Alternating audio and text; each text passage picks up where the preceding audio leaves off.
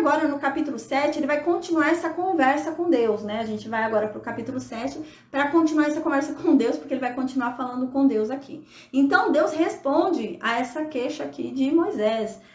Deus responde para Moisés, porque Moisés havia falado que ele não sabia falar bem para Faraó, né? Então, como que eu vou convencer o Faraó, Deus? Eu não sei falar bem, né? Eu não sei convencer ninguém, eu não sou bom em convencer, né?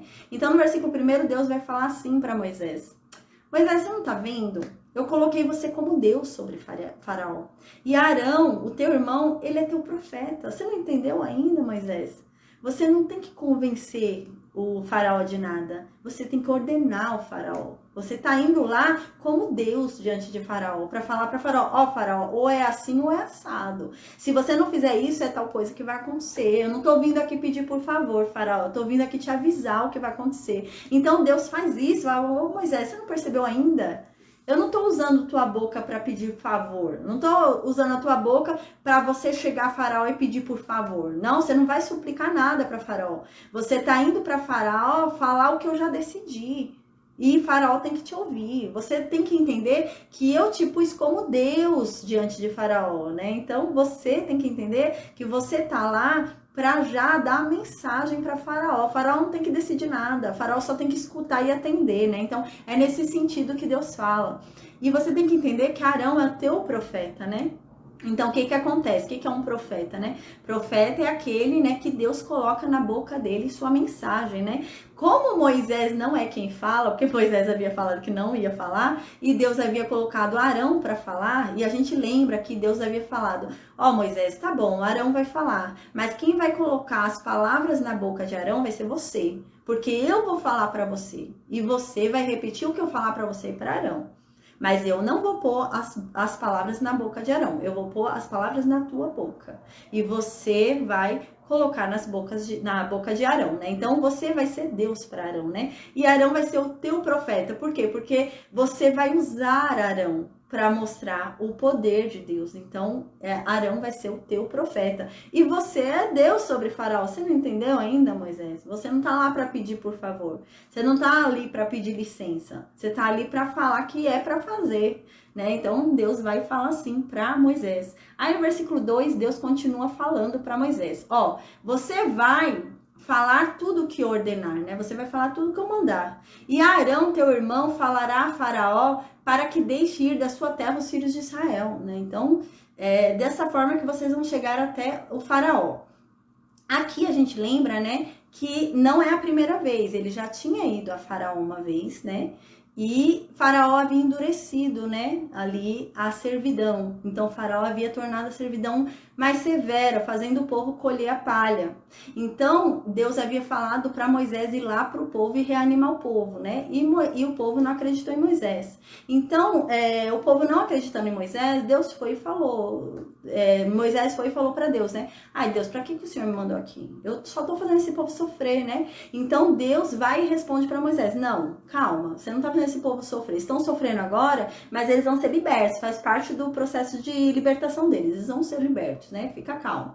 E ele falou, mas nem meu povo acredita em mim, como que Faraó? Porque Deus havia mandado ele voltar para Faraó e falar com o Faraó, né? E ele falou, o que adianta eu ir de novo lá falar com o Faraó? Se nem meu povo acredita em mim, eu acabei de falar pro meu povo que eles vão ser libertos, eles não acreditaram. Como que eu vou voltar lá e falar para Faraó? O Faraó também não vai acreditar em mim, né? Então aqui é um outro momento. Ele já havia ido falar primeiro a Faraó, e Faraó não deixou. Ele havia falado primeiro para Faraó, Deus encontrou a gente e mandou a gente ir caminho de 3 dias para sacrificar ele no deserto. E Faraó falou, não vão. Então ele já tinha falado uma vez com o Faraó. Agora ele vai falar a segunda vez com o Faraó. Quando ele for a segunda vez falar com o Faraó, agora ele vai mostrar as maravilhas de Deus. Agora ele vai começar a mostrar ali. E a gente vai ver que vai se iniciar ali a luta entre deuses, né? Porque na verdade as pragas que a gente vai estudar são lutas entre deuses ali. A gente vai ver claramente que há uma luta ali entre o Deus único e verdadeiro e as divindades do Egito. É isso que vai acontecer. Aí no versículo 2, né, diz, né, que era para ele ir lá e falar para Faraó tudo que Deus ordenar, né? Então no versículo 3, Deus continua. Eu, porém, endurecerei o coração de Faraó e multiplicarei na terra do Egito os meus sinais e as minhas maravilhas, né? Então Deus aqui já está falando, eu já vou endurecer o coração dele. Deus não está falando, né, que vai fazer Faraó recusar, né? Que vai fazer Faraó ficar não vai de qualquer forma ali ceder, né? Não é isso que Deus está falando. Deus não está falando que vai tirar o livre-arbítrio de Faraó, mas ele está falando que vai tornar o coração de Faraó mais duro, né? É isso. Mas isso não impede Faraó de entender que a situação era séria ali, que ele devia libertar aquele povo, né? Então ele tinha consciência ali, só que o coração dele estava endurecido. Conforme a gente já havia falado, né? Porque aqui o endurecimento do coração de Faraó tem a ver com justiça, né? Tem a ver com julgamento. Havia uma justiça a ser dada, um julgamento a ser aplicado. Então necessitava ali endurecer realmente o coração de Faraó para que as maravilhas e sinais de Deus acontecessem, né? Senão não iam acontecer. Senão Faraó ia amolecer, ia libertar o povo de Israel e ia sair barato para o pessoal do Egito que fez o que fez com o povo hebreu, né? Então, no versículo 4, né, Deus continua falando para Moisés: olha, Faraó não vai ouvir vocês. Faraó não vai dar ouvidos. E eu, né, diante disso, eu vou colocar a minha mão sobre o Egito e vou fazer sair as minhas hostes, né? Hostes são exércitos, né? Então eu vou fazer sair o meu exército, o meu povo, né? O povo de Israel. Eu vou fazer sair o meu povo, os filhos de Israel, da terra do Egito, com grandes manifestações de julgamento. Então a gente vê aqui claramente por que Deus endureceu o coração de Faraó. Porque já havia um julgamento, já havia uma sentença dada, já havia algo a ser aplicado, né? Então, por isso que precisou o endurecimento do coração de Faraó. E aqui Deus fala, ó, eu vou endurecer o coração do Faraó, né? Porque ele vai sentir, né, o meu poder, ele vai ver o meu poder, né, por meio do meu julgamento. Ele já foi julgado, eu já dei a sentença, então agora eu vou aplicar nele, né, aquilo que já foi decidido. É isso que Deus fala. Aí no versículo 5, Deus continua: saberão os egípcios que eu sou o Senhor, né? O Senhor aqui, mais uma vez lembrando, é o nome de Deus, o tetragrama lá, né? As 4 letras, as 4 consoantes, né, que são impronunciáveis pra gente. Aí no versículo 5 diz: saberão então os egípcios, né, que eu sou o Senhor, que eu sou Deus, né? E quando estender eu a mão sobre o Egito e tirar do meio deles os filhos de Israel. Então hoje eles não me conhecem, porque a gente lembra que quando Moisés e Arão chegaram lá para falar com o Faraó, né? Faraó desdenhou de Deus. Faraó falou: quem é esse daí? Nunca ouvi falar nesse Deus, não. Não conheço esse daí, não. Por que eu vou ouvir ele? Nunca nem ouvi falar, não sei quem deu esse Deus, não, né? Então ele desdenhou. Então agora Deus fala: não, agora eles vão saber quem sou eu, né? Então no versículo 6 continua: assim então fez Moisés e Arão como Deus havia ordenado, né? Assim fizeram. A gente vai ver que agora no versículo 6 e 7 vai ter uma interrupção e no versículo 8 vai voltar para a fala deles com Deus, né? Não é uma outra fala, é a mesma fala, né? Mas é um costume de Moisés, a gente lembra, ele tá falando uma coisa, esqueceu alguma coisa, ele coloca uma coisa que ele esqueceu ali no meio, né? E volta porque ele tava falando antes. É isso que ele vai fazer agora de novo. Então agora no versículo 6 e 7, ele coloca algo que é uma informação complementar. Mas depois no versículo 8 ele volta para essa conversa com Deus, ele continua conversando com Deus aqui. Então aí no versículo 6 ele diz, né? Assim fez Moisés e Arão como o Senhor lhes ordenara. Assim fizeram, né? Isso é no final. Eles vão fazer o que Deus ordenar, mas ele faltou um pouquinho ainda do que Deus falou para ele vai falar no versículo 8 o que é. Aí no versículo 7 ele vem com uma informação complementar que ele não havia falado ainda, então agora ele fala. Aí ele diz, ó, Moisés, né, era de 80 anos quando foi falar com o faraó. Moisés tinha 80 anos e Arão tinha 83 anos de idade quando foram lá falar com o faraó. Aí no versículo 8 agora ele vai voltar para a conversa dele com Deus. Então ele volta lá para a conversa dele com Deus, né, explicando pra gente que Deus falou mais alguma coisa, né? Ele havia esquecido, então agora Deus falou mais alguma coisa e ele vai falar pra gente o que Deus falou mais, né? Se não dá a impressão que Deus fica falando toda hora com ele, né? Não é isso. Deus havia falado aqui com ele já naquele momento que Deus havia mandado ele voltar para Faraó. Então Deus deu essa indicação também. Aí no versículo 8 diz, né? Falou o Senhor a Moisés e Arão, né? E no versículo 9 diz: quando Faraó, né? Então a gente lembra que Deus havia mandado eles irem para Faraó. Então, quando Deus mandou eles irem para Faraó, Deus já sabia que Faraó ia pedir alguma coisa. Então, Deus já vai preparar eles do que Faraó ia pedir, né? Lá naquela conversa antiga, né? Agora Moisés está voltando para aquela conversa onde Deus falava para eles irem falar com Faraó.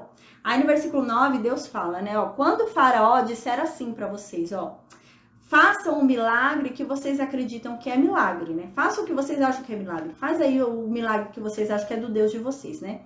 Aí você, quando o faraó falar isso, você vai falar para Arão. Você vai falar para Arão o seguinte: pega o teu bordão, pega a tua vara, Arão, e lança diante de Faraó, lança na presença de Faraó no chão.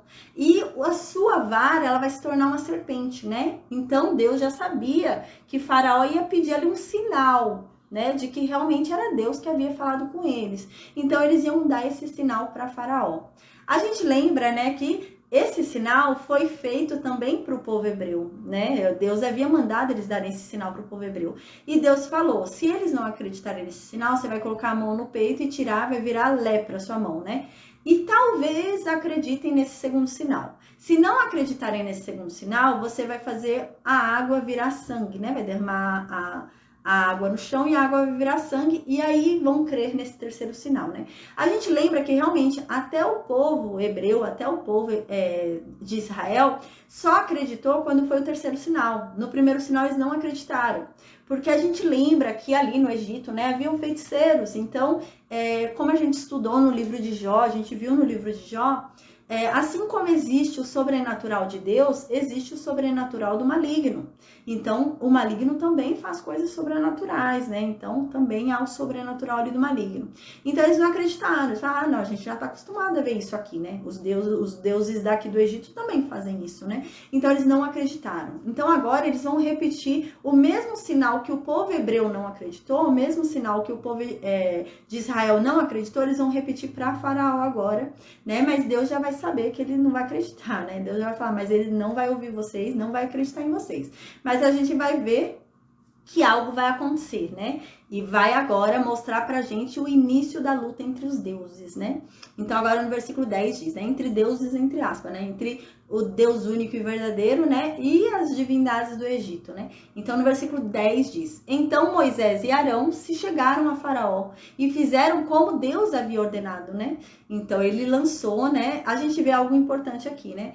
Realmente Moisés foi colocado como Deus sobre Arão, porque não era Arão chegar na frente de Faraó e jogar a vara que ia virar serpente. A gente vê claramente que Moisés tinha que dar a palavra, Moisés tinha que falar, Arão, jogue a vara no chão. Então tinha que ter a palavra saindo da boca de Moisés, senão o milagre não ia acontecer, né? Então a palavra saía da boca de Moisés, aí o milagre acontecia. Se não saísse da boca de Moisés e Arão chegasse lá e jogasse a vara no chão, não ia acontecer nada, ia continuar sendo uma vara, porque dependia da palavra saindo da boca de Moisés, porque Moisés foi constituído como Deus ali, né? Então necessitava da palavra saindo da boca de Moisés. A gente vê algo extraordinário que Deus ensina sobre ele, né? O quão poderosa é a palavra de Deus, né? Quando a palavra sai, né? Ela não volta vazia, né? Isso que Deus está querendo dizer. Aí aqui no versículo 10 diz, então Moisés foram lá para Faraó e fizeram como Deus havia ordenado, né? Então, depois do mando de Moisés, depois de Moisés mandar falar ali, né? Arão jogou a vara ali diante de Faraó, né? Diante de todos os oficiais ali do reino do Egito, e ela virou uma serpente ali no chão, né? Aí no versículo 11, né? Diz que Faraó mandou vir os feiticeiros lá do Egito. Falou, não, peraí, isso daí eu tô acostumada a ver, né? Chamou todos os feiticeiros lá do Egito, né? E mandou eles fazerem também, ver se conseguiam fazer aquilo, né? E eles conseguiram, né? Por meio do sobrenatural do maligno, né, que a gente viu que existe o sobrenatural do maligno, eles conseguiram fazer também as varas deles virarem serpente, né? Então eles conseguiram fazer isso.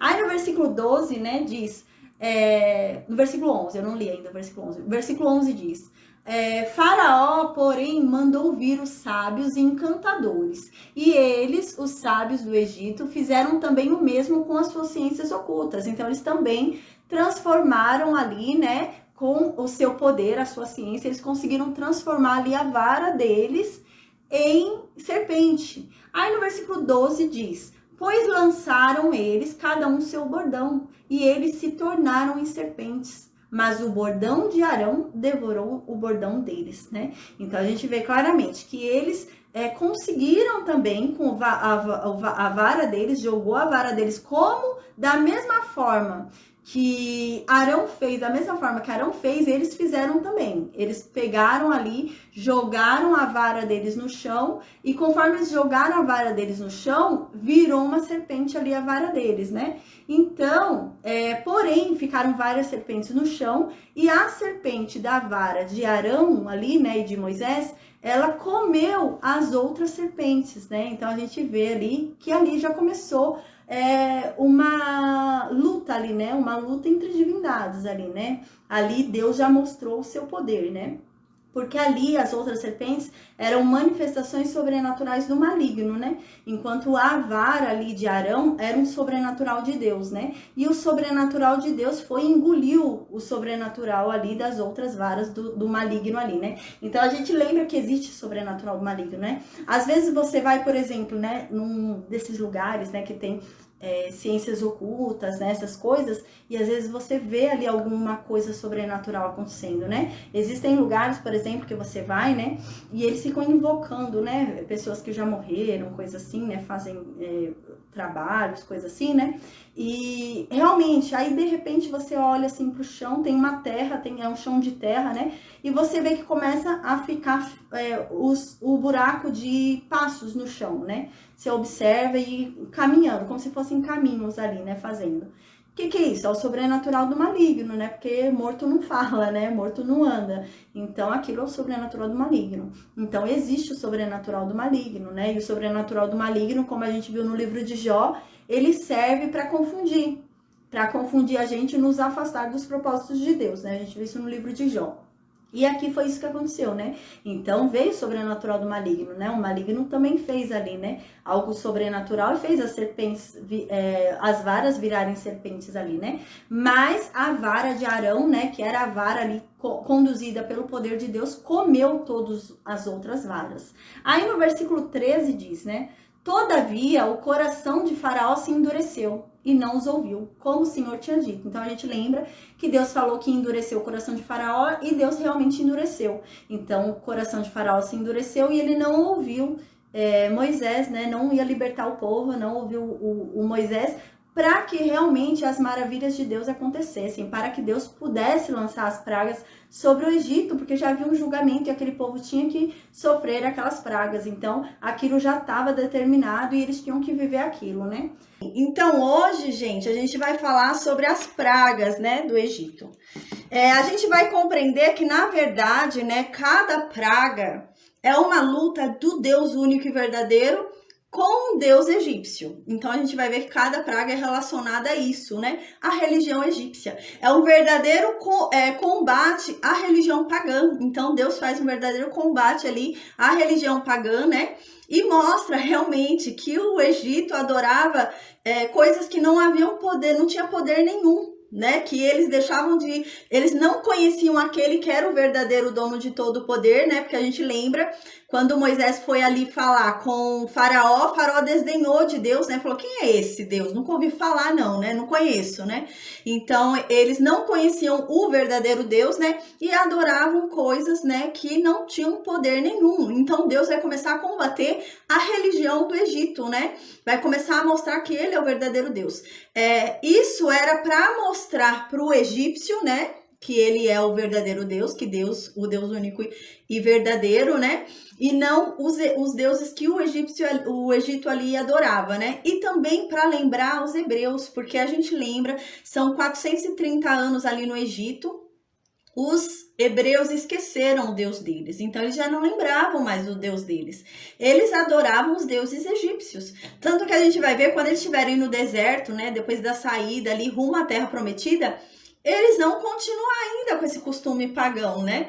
Porque o povo havia se esquecido de Deus e eles começaram a adorar ali os deuses egípcios. Então agora a gente vai ver que cada uma das pragas é uma luta entre deuses ali, né? Então é uma luta entre o Deus único e verdadeiro e um Deus do Egito, né? Para ele mostrar realmente, né, que eles estavam adorando coisas sem poder algum. Uma coisa importante da gente falar, né, que a gente viu que existe o sobrenatural de Deus e existe o sobrenatural do maligno. Existe o sobrenatural de Satanás e dos demônios, existe o sobrenatural do inferno, né? Existe. Mas a gente observou, né, aqui no estudo de Êxodo, que Deus não desperdiça o sobrenatural dele. Deus não usa poder em vão. Deus só usa poder com algum propósito. A gente lembra que quando Deus deu ali, né, os 3 sinais para Moisés, né, o sinal da vara que vira serpente, o sinal da mão, né, que vem com lepra quando ele põe dentro da roupa, e da água que vira sangue, Deus falou, você vai usar um. Se o povo não crer, você usa o outro. Se o povo continuar não crendo, você usa o terceiro. Mas não vai desperdiçar dom, não é assim, desperdiçar milagre, né, não é desperdiçar poder. Então a gente observa que Deus não desperdiça poder. Agora a gente vai perceber que Satanás desperdiça poder sim. Então ele usa poder sem propósito. Ele usa poder com a única intenção realmente de mostrar que ele tem poder. Não tem nenhum propósito bom por trás daquilo, né? Só no intuito realmente de mostrar que ele também pode, que ele também é poderoso, né? Em algum aspecto, né? Então ele só quer mostrar isso, mas não há nenhum propósito, como é no caso de Deus. Deus não desperdiça milagre, né? Às vezes a gente fica querendo ali um milagre, o milagre não vem, porque Deus só faz, só pratica o milagre, só pratica o poder dele se houver um propósito. Se não há propósito, não há liberação de poder. Deus não desperdiça o poder dele, né? A gente observa isso no livro de Êxodo. Então agora, né, a gente vai ver no versículo 14, né, do capítulo 7, a gente vai estudar a primeira praga. Qual que é a primeira praga? A primeira praga é a praga de sangue. Então, a gente lembra que havia um rio ali, o rio Nilo, né? Levantou-se um faraó ali, né, que não conheceu a história de José, não conheceu José, né? Historicamente falando, né? É entendido que nesse período, né, o Egito foi tomado por uma nova nação, uma nova tribo, né, e se levanta esse faraó dessa nova tribo, né, historicamente falando. Então, por isso que eles não conheciam a José, né, historicamente falando.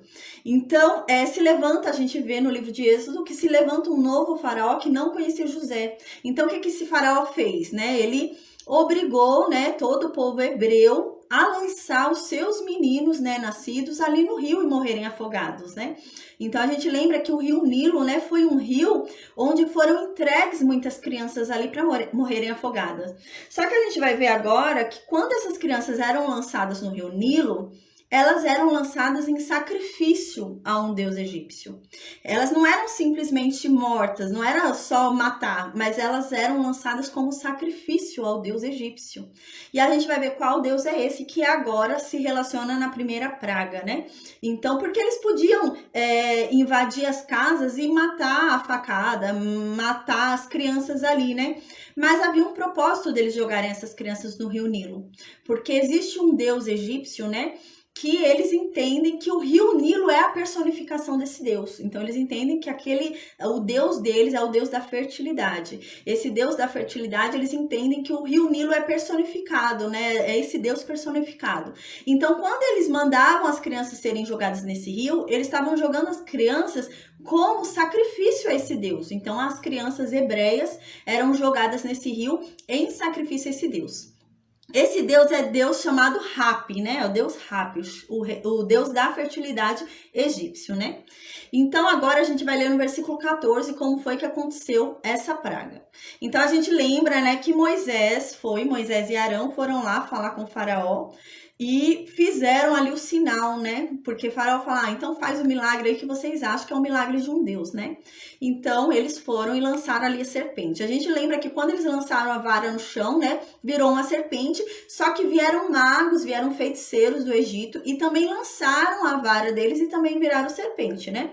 Porém, a serpente da vara de Deus, né, que estava com Arão ali, que foi lançada ao chão, comeu as outras serpentes, né? Então a gente lembra que tinha acabado aí, porém o coração de Faraó estava endurecido e ele não creu, não acreditou, né? A gente vai ver que o Faraó vai ficar pedindo muito para os feiticeiros dele fazerem, replicarem, né? O que acontece? Tem um intuito por detrás disso, né? Eles entendiam que existiam homens que tinham em suas mãos o controle do sobrenatural. Então eles entendiam que existiam feiticeiros que tinham nas suas mãos poderes de fazer coisas sobrenaturais. Eles tinham um pouquinho do dom dos deuses deles, então eles podiam fazer algo sobrenatural, que é o caso desses feiticeiros. Então eles tinham na mão deles um poder sobrenatural, que eles faziam milagres com esse poder sobrenatural. Então, o que Faraó pensou? Faraó pensou, não é Deus que está vindo aqui falar, me ameaçar. É Moisés e Arão. Eles devem ser feiticeiros também, eles devem estar fazendo, né, pelas mãos dele. A gente vai ver até que em uma das pragas, os feiticeiros falam para Faraó, falando, não, Faraó, aí tem o dedo de um Deus. Não são os homens com poder sobrenatural. É um Deus, aí tem um Deus no meio. Então, os feiticeiros vão falar isso. Porque realmente é essa a impressão que dá, né? Eles tinham esse costume de homens, né, que conseguem, né, praticar o sobrenatural ali. Eles teriam controle do sobrenatural e conseguiam praticar algumas coisas. E o que eles não conseguissem praticar, entendia-se que é uma manifestação do Deus mesmo. Eles não conheciam o Deus de Abraão. Então, quando os feiticeiros mais para frente vierem falar, eles vão falar que é a mão de um Deus, né? Não vai falar que é o Deus de Abraão, mas vai falar que é a mão de um Deus ali, porque realmente aquilo não é poder de homem, é realmente poder de Deus. Então, eles vão reconhecer isso. Mas Faraó não vai acreditar. Né? Então, no versículo 14, a gente vai ver que ao longo, né, das pragas, né, vai chegar um momento que o Egito vai crer, vai acreditar no Deus de Abraão, no Deus de Israel. Só que o Faraó não. Deus endureceu o coração de Faraó, mas ele não o impossibilitou de tomar decisões, porque a gente vai ver que vai chegar um momento em que Faraó vai decidir libertar o povo e vai mudar de ideia, né? Ele, a paz, tá, boa noite. Ele vai decidir liberar o povo e vai mudar de ideia. Então ele tinha liberdade de decisão, mas o coração dele se endurecia por ele mesmo. Chegou um determinado momento que ele mesmo endurecia o coração dele, né? Por isso que no final a gente vai ver que o Egito foi liberto de ser totalmente morto, né? Só é morto realmente o faraó, né? E o seu exército. Porque o povo egito, eles vão entender, eles vão realmente se render e acreditar no Deus hebreu. Mas faraó não. Então o povo egito vai quebrantar o coração e vai reconhecer, né? E vai amolecer o coração. Mas faraó não. Então por isso que o faraó vai morrer, né?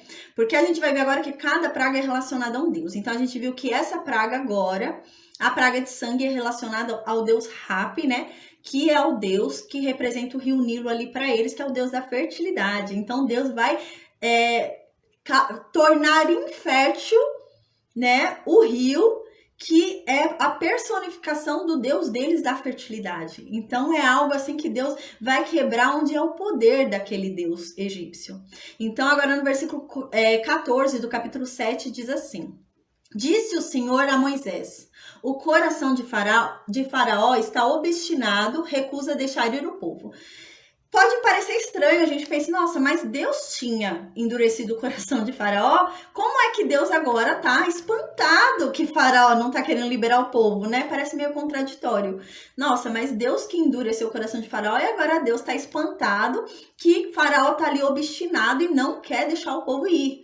Porque foi o que eu disse, Deus endureceu o coração de Faraó, sim, mas Deus não impediu o Faraó de tomar decisões. Ele ainda tinha um livre-arbítrio dele, né? Deus não havia predestinado o Faraó a uma condenação. Deus não tinha predestinado. Se ele não tivesse ido atrás do povo egípcio, ele não teria morrido naquele rio, né? No mar, né? Quando o mar se abre, ele não teria morrido. Mas então é por isso que é a surpresa, né? Não é a surpresa de que o coração tá duro, porque foi Deus quem endureceu o coração de Faraó, né? Mas Deus endureceu a um primeiro momento, mas há um endurecimento que vai aumentando com o passar do tempo, né? Ele mesmo começa a endurecer seu próprio coração. Então essa é a surpresa de Deus, né? Que Deus endureceu o coração de Faraó, mas não a ponto de tirar o direito de Faraó de crer naquilo que está acontecendo e de reconhecer que aquele Deus é um Deus poderoso. Então, por isso que é o espanto de Deus, porque Deus deixou nele esse livre-arbítrio e essa condição dele reconhecer. Então, era possível de Faraó reconhecer isso. O povo egípcio vai reconhecer. E em determinado momento a gente vai ver que Faraó reconhece, muda de ideia, reconhece, muda de ideia. Então, era o coração de Faraó que estava ali realmente endurecido, né? Mas Deus fica surpreso por conta disso, por conta da dureza, né? Então, a gente percebe que não foi só um endurecimento sobre o coração de Faraó, mas Faraó já tinha um coração endurecido. Faraó já era ruim, né? Um homem que tá ali no poder e obriga a matarem as crianças, tá bom que esse é o segundo levantado depois dessa ordem. Mas ele continuou seguindo essa ordem, né? Então, um homem que foi capaz de tornar ainda mais amarga a vida dos hebreus, ele era um homem de coração duro já, né? Então, ele realmente não queria deixar o povo ir. Então, essa é a surpresa de Deus, né? Que ele realmente, né, conseguia endurecer ainda mais o coração dele e não conseguia decidir corretamente, porque havia ali uma liberdade de escolha a Faraó, né? Então, no versículo 15 diz: a Deus agora, né, fala, não, Faraó tá muito obstinado, não quer deixar meu povo embora, então Moisés e Arão vão lá falar com Faraó. Agora eu vou começar a mostrar o meu poder, as minhas maravilhas aqui no Egito, né? Então no versículo 15 Deus fala para Moisés: vai ter com Faraó pela manhã e ele vai sair às águas, né? Estarás à espera dele na beira do rio. Tomarás na mão o bordão que se tornou em serpente, né? Então Deus manda Moisés chegar lá no rio e ter com o Faraó, porque o Faraó ia tomar banho ali no rio, né? E ele vai com a serpente, com a vara, né? Não esquece da vara de Deus ali, que é a vara que se torna serpente. Aí no versículo 16 diz: e você vai falar o seguinte, Moisés, para Faraó: o Senhor, né? A gente lembra que quando é falado aqui no versículo 16, o Senhor, né, é o nome de Deus. Deus, nesse livro, ele faz questão de falar o nome dele. Ele fala muito sobre o nome dele. Então, como lá no Egito era acostumado eles chamarem os deuses egípcios pelo nome, então Deus faz questão de ser chamado pelo nome dele. Então, por isso que ele dá o nome dele assim para Moisés, fala o nome dele para Moisés, revela o nome dele, né? Aí a gente lembra, né, que aqui na nossa tradução tá como o Senhor, mas é porque o nome de Deus é um tetragrama, são 4 consoantes, né, em hebraico, e na nossa língua é impronunciável, né? Que seria o YHWH, né? Então é impronunciável isso no nosso idioma. Mas segundo a fala, né, hebraica, porque o hebraico ele é cantado, né? Ele é diferente do nosso sotaque, ele é um idioma cantado. Então, no idioma hebraico, né, a gente pode traduzir como Jeová, Yahvé, né? Então, aqui seria isso, o nome de Deus. Aí diz aqui no versículo 16, né? Deus diz, né? O e o nome dele, né? O Deus, né? O Deus, tal, e dá o nome dele. O Deus dos Hebreus, né? Então, o Deus dos Hebreus tem um nome também, e é esse o nome. Me enviou a ti para te dizer: deixa ir o meu povo, para que me sirva no deserto. E até agora não tens ouvido, né? Então agora Moisés vai repreender Faraó. Moisés chega em Faraó e fala: olha, o Deus que tem nome, que é esse nome aqui, né? Yahvé, Jeová, já falou para você liberar o povo dele, para o povo dele adorar ele no deserto, e você não tem ouvido, você não tem deixado. E no versículo 17 ele continua, né? Então Moisés tem que falar para Faraó: então assim diz Deus, já que você não quer ouvir, então Deus está dizendo o seguinte: agora você vai saber quem é ele, porque você disse antes que não conhecia, que nunca ouviu falar, que não sabe quem é esse Deus, né? Então agora você vai saber quem ele é. Aí com este bordão que tenho na mão, ferirei as águas do rio e se tornarão em sangue, né? Então ele vai com aquele bordão ferir as águas do rio Nilo, que é aquele rio onde se matavam as crianças hebreias, né? Então a gente lembra que nesse rio houve muita morte, houve muito sangue inocente derramado hebreu. E esse sangue derramado hebreu naquele rio era sacrifício para esse Deus, né? Então eles mandaram matar daquela forma, em forma de sacrifício para esse Deus, né? Então eles mataram já nesse intuito realmente. Senão eles poderiam ter matado nas casas, né? Mas não, eles queriam sacrificar, porque esse era um Deus muito importante para eles, né? O rio Nilo, né? O Deus do rio Nilo, a personificação ali do rio Nilo, para eles era um Deus muito importante. E eles se gabavam muito desse Deus deles, né? Que era o rio Nilo, né? Então eles se gabavam muito porque era um deus da fertilidade, né? Então ali tinha comida em abundância, fartura, né? Um bom pasto por conta do rio ali, né? Então a gente lembra, né? Quando a gente estudou Gênesis, né? Quando houve uma grande fome, né? A gente lembra que Abraão foi para o Egito, né? Porque o Egito era tranquilo. A gente lembra que quando teve no tempo de Isaac também, Isaac queria ir para o Egito, né? Mas Deus falou para não. Mas ele ia para o Egito. Por quê? Porque o Egito tem esse rio, né? A paz, Leandro. Boa noite. Então tem esse rio. Então eles se gabavam muito por esse rio. Então eles ofereceram essas crianças em sacrifício. Então essas crianças eram jogadas a esse rio Nilo para morrerem afogadas e serem sacrificadas em prol desse deus egípcio. Então, muito sangue foi derramado em prol desse deus. Então, agora Deus vai transformar esse rio onde tantas crianças foram mortas ali, tantas crianças foram jogadas, afogadas ali, Deus vai transformar todo o rio em sangue. Ali havia muito sangue, então Deus vai transformar aquele rio todo em sangue. Aí diz assim no versículo 18, né? Os peixes que estão no rio morrerão, o rio cheirará mal, e os egípcios terão nojo de beber água do rio, né? Então, a gente lembra que Rapi, né, que é o deus personificado nesse rio, que eles entendem, né? É o deus da fertilidade. Então, a gente vê que Deus vai tornar o deus da fertilidade infértil. Porque nada vai ser gerado dentro desse rio. É isso que Deus está falando. Esse rio vai ser totalmente tornado infértil. Tudo que tiver vida dentro dele vai morrer. Então, nada vai sobreviver dentro desse rio. Então, um rio que era tornado como símbolo de fertilidade, esse Deus era um símbolo de fertilidade ali, ele vai ser tornado infértil, né? Então, todos os animais ali dentro vão morrer e nada mais vai ter vida ali dentro. Aí no versículo 19 continua, né? Disse mais Deus para Moisés ainda, né? Diga a Arão, toma sua vara e estenda a mão sobre as águas do Egito. A gente lembra que Deus havia falado, né? Que Moisés é Deus para Faraó. E Arão é profeta para Moisés. A paz, Pati. E Moisés, né? E Moisés é Deus para Arão, né? Moisés é Deus para Faraó e para Arão, né? E Arão será profeta para Moisés. Então, não é, a gente lembra, na aula anterior a gente viu, não é simplesmente Arão levantar a vara quando ele quer. É quando Moisés fala, né? Então, Moisés solta a palavra, ele lança a palavra e realmente é feito. Então a gente lembra, né? Por quê? Porque Moisés ali é a personificação de Deus, né? Então Deus está sendo representado por Moisés. É esse o poder que Deus está dando para Moisés. Então, assim como Deus, quando fala, algo surge, né? A gente lembra quando viu o livro de Gênesis, né? Que Deus tudo criou pela palavra. Então, quando Moisés fala, então o milagre surge, porque Moisés é Deus ali, né? Sobre Faraó. É isso que Moisés foi constituído. E então aqui Moisés vai falar para Arão estender a vara, aí sim o milagre vai acontecer. Não é simplesmente Arão levantar. Arão sem a palavra de Moisés não fazia nada, não acontecia milagre nenhum, né? O milagre não estava na vara, mas o milagre estava na palavra que saía da boca de Moisés, porque Moisés estava representando Deus, né? Então o milagre não era o objeto ali usado, mas sim a palavra daquele que falava, né? E Moisés foi levantado ali como Deus sobre Faraó. Então, por isso que a palavra dele era poderosa ali.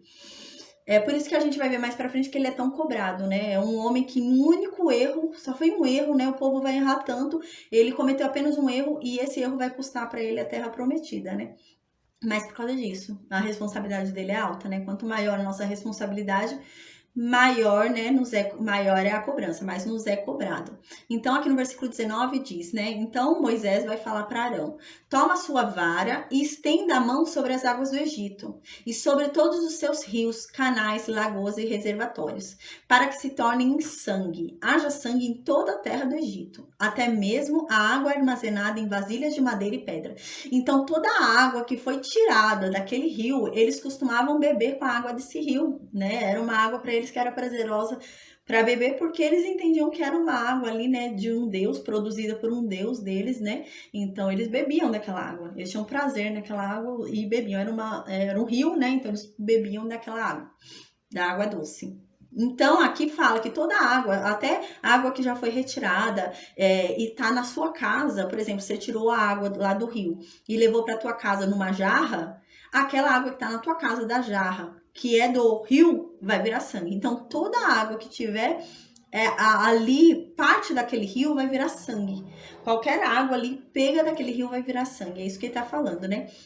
E qualquer fluente, né? Qualquer caminho que tome aquelas águas, esse caminho também que aquele rio tomar vai se tornar sangue. Então, tudo ali em volta, tudo que pertence àquele rio vai se tornar sangue, né? Então, se a pessoa tem em casa um copo de água ali que é do rio, aquele copo vai virar sangue, né? Então, tudo que é relacionado àquele rio se tornaria sangue, né? Então, Deus é muito específico, né? A tornar sangue tudo que é relacionado àquele rio que foi objeto, né? De derramamento de sangue hebreu.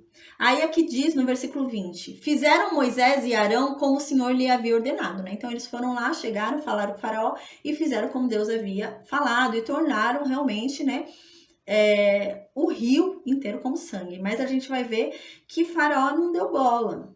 Faraó não tá nem aí. Esse era um homem muito duro mesmo. Ele era um homem cruel. Aí no versículo 20 diz, fizeram Moisés e Arão como Deus havia ordenado, né? Arão, levantando o bordão, né, depois de Moisés ter falado, é claro, feriu as águas que estavam no rio. Então, na vista de Faraó, Faraó olhando, né, e todo o exército ali de Faraó vindo, as águas se tornaram em sangue. E provavelmente quando Moisés falou, Faraó não deve ter dado bola, falando, até parece que você vai transformar esse rio todo, né, esse rio enorme aqui em sangue, né, não deu bola. E Moisés foi lá e tornou o rio em sangue, né, pelo poder de Deus ali da vara, né? Então a gente observa algo interessante de se ler, uma leitura complementar, mas que é muito interessante, né? O livro de Apocalipse, no capítulo 16, versículo 4 a 6, né? Fala algo muito interessante que nos remete ao que aconteceu aqui, né?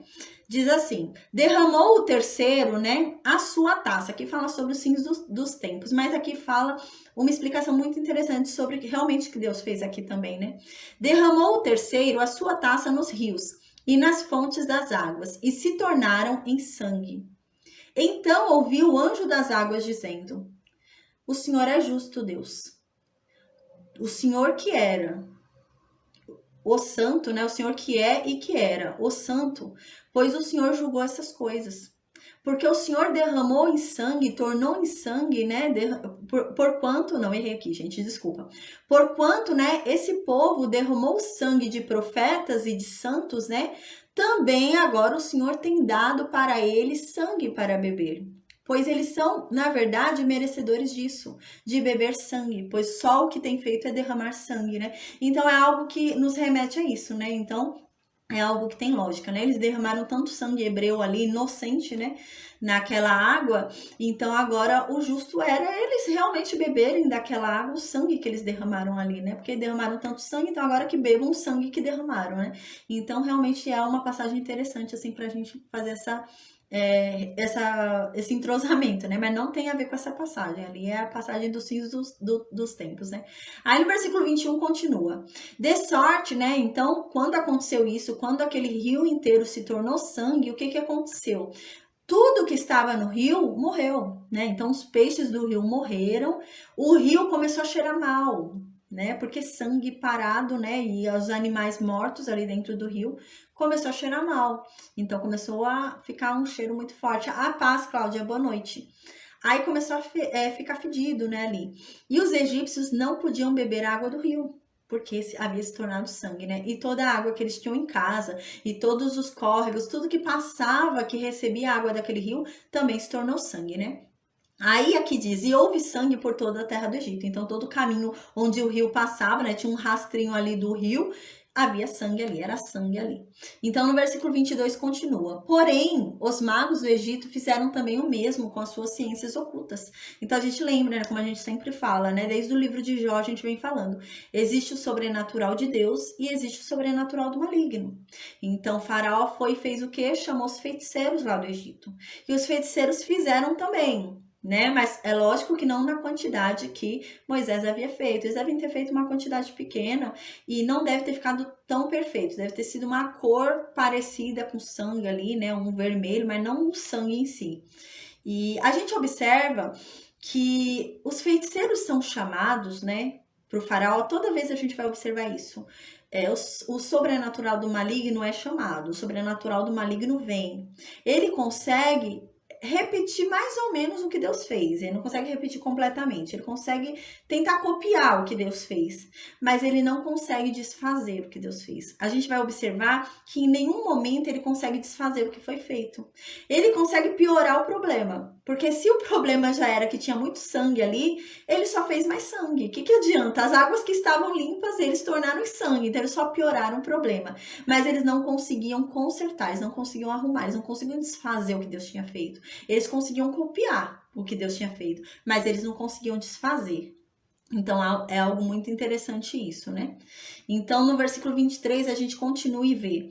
Virou-se Faraó e foi para casa. Então quando ele viu que os feiticeiros ali, né, tinham feito, também tinham copiado, né, replicado ali o que eles fizeram, Faraó não deu bola, falou, isso daí é sobrenatural do homem, né?